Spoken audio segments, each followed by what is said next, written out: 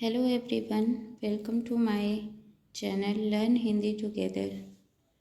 आज की क्लास में हम हिंदी का वर्णमाला टॉपिक पढ़ेंगे। वर्णमाला। सबसे पहले जानते हैं वर्ण। भाषा की सबसे छोटी इकाई ध्वनि या वर्ण है। वर्णमाला किसे कहते हैं?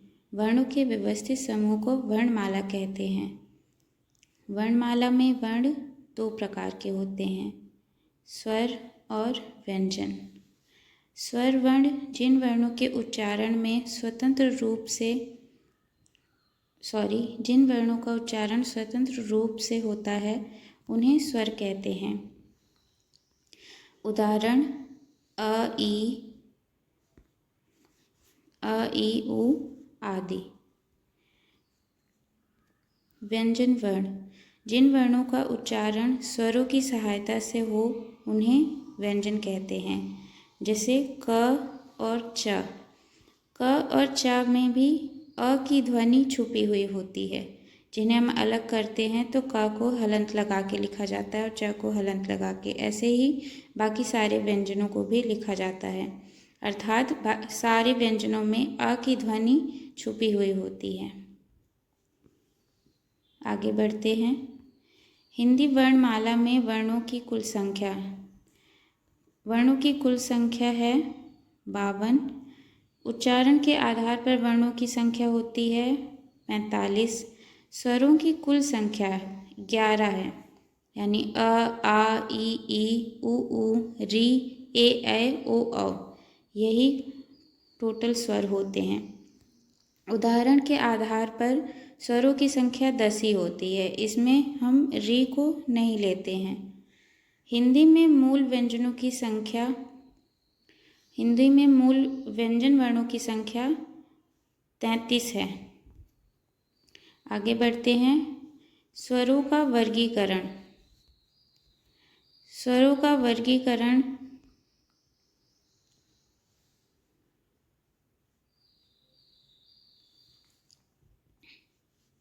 उत्पत्ति के आधार पर स्वर कितने प्रकार के होते हैं? तो उत्पत्ति के आधार पर स्वर 3 प्रकार के होते हैं। पहला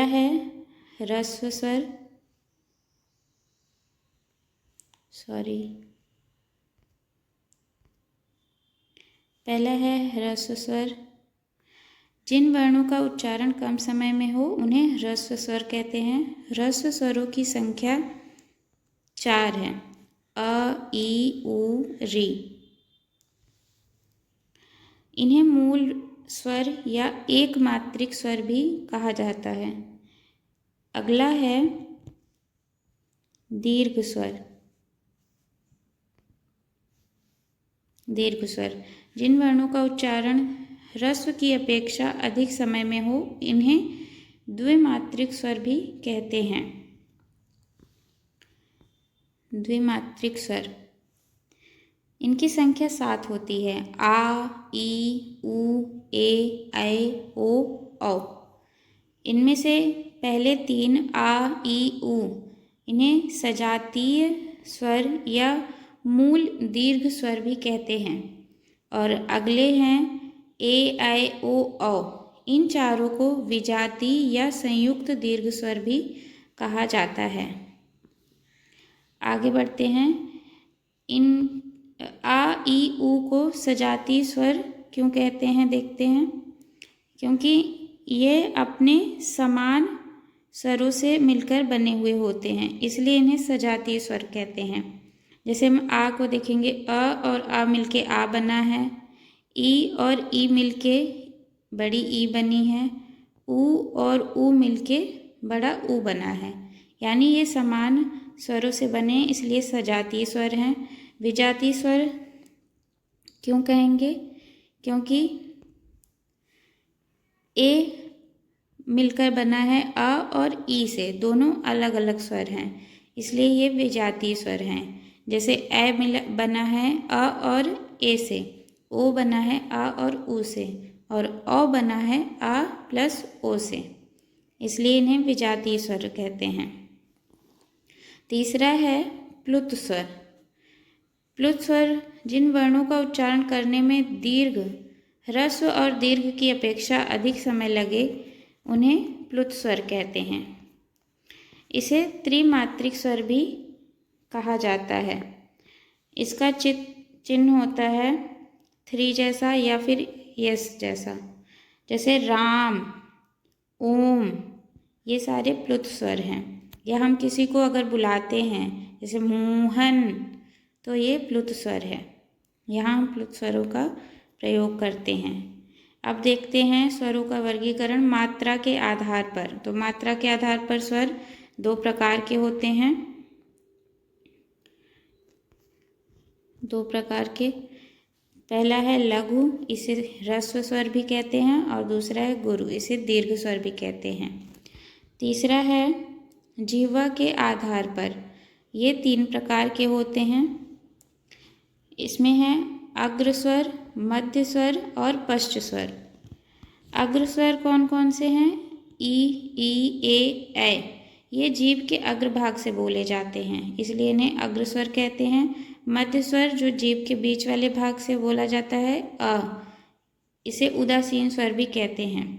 और पश्च स्वर होते हैं आ, उ, ओ, और औ के साथ ये अ की ध्वनि हमेशा जुड़ी हुई होती है। जहाँ पे अ को ले सकते हैं वहाँ पे ये अ वाला स्वर भी लिया जाता है। यह अपवाद है, कभी कभी पूछ लिया जाता है। ओष्ठ के आधार पर स्वरों के प्रकार। तो ओष्ठ के आधार पर 2 प्रकार के होते हैं, आवृत्तमुखी और वृत्तमुखी। आवृत्तमुखी यानी जिसमें होठ गोलाकार ना हो, और वृत्तमुखी वे होते हैं जिसमें होठ गोलाकार हो जाते हैं। बोल के देख लेते हैं। आवृत्तमुखी आ, ई, ए। इसमें होठों का आकार गोलाकार नहीं होता है।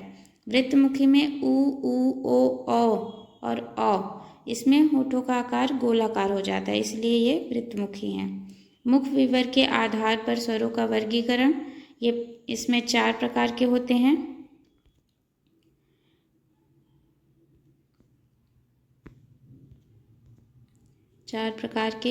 पहला है समवृत्त स्वर, अर्ध समवृत्त स्वर, विवृत्त स्वर और अर्ध विवृत्त स्वर। समवृत्त स्वर में मुख बंद होता है, यानी कि पूरी तरह से तो नहीं पर लगभग मुख बंद होता है, जिसमें कौन कौन सी ध्वनियाँ हैं? ई, उ। और अर्ध समवृत्त थोड़ा मुख खुला होता है, इसमें आते हैं ए, ओ। विवृत्त यानी मुख सबसे अधिक खुला होता है, जैसे आ। और अर्ध विवृत्त होता है, थोड़ा कम खुले मुख से बोला जाता है, अ, ए, ओ। आगे बढ़ते हैं। स्वरों का उच्चारण स्थान। स्वरों का उच्चारण स्थान हम इस चित्र के माध्यम से देख सकते हैं।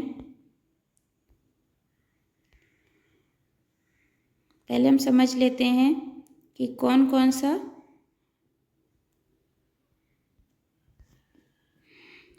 कौन सा उच्चारण स्थान कहाँ पर है। कंठ हम सभी जानते हैं, गले को बोला जाता है, तो ये हमारा कंठ हो जाता है। उसके ऊपर होता है तालु, ये वाला जीभ के ऊपर वाला हिस्सा ये तालु होता है। मूर्धा होता है जीभ को जब हम ऊपर ले जाते हैं, तालु से जस्ट आगे ये वाला हिस्सा हो जाता है मूर्धा। उसके आगे दंत, हम सभी जानते हैं दांतों को दंत बोलते हैं, दंत। और ओष्ठ होते हैं होठों से, यानी कि आगे देखते हैं। कंठ स्वर होते हैं अ और आ। इनको बोलते वक्त हम गले पे हाथ रखेंगे तो हमारे कंठ पे गूंज होती है। बोल के देखेंगे आ। तालव्य उससे ज़रा सा ऊपर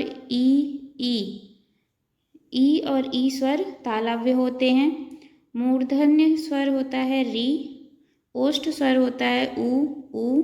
कंठोष्ठीय स्वर ओ, और कंठ तालव्य स्वर ए। कंठोष्ठीय क्यों? क्योंकि ये अभी हमने पीछे पढ़ा था कि ओ 2 स्वरों से मिलकर बना है। ओ बनता है अ और उ से, तो कंठ और ओष्ठ। और ए बना था ई सॉरी आ और ई से, तो कंठ और तालव्य, इसलिए इनको मिला के पढ़ लिया जाता है। तो थैंक यू। और मेरी यह वीडियो पसंद आई हो तो मेरे चैनल को ज़रूर सब्सक्राइब करें, और आगे मैं इसी तरह से और वीडियोस ले आती रहूँगी। बहुत बहुत धन्यवाद।